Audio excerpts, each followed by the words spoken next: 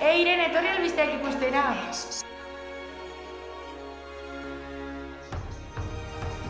Los contagios siguen aumentando, el nivel de riesgo extremo en toda España. Azkarren kontrolpean hartzea eta kutsaketa etetea da baeketa honen helburua. ¿Quién ha dicho que la situación en estos momentos en España es muy grave? Más de 9.000 profesionales de salud se han infectado con el virus.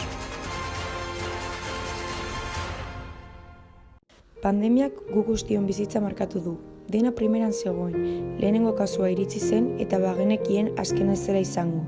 Egun batetik bestera esan ziguten, festa gehiagorik ez, irtera gehiagorik ez, familiarekin egoterik ez, bizitza normala ez, konfinatuta egon ginen eta ez genekien zeri aurre egingo genion.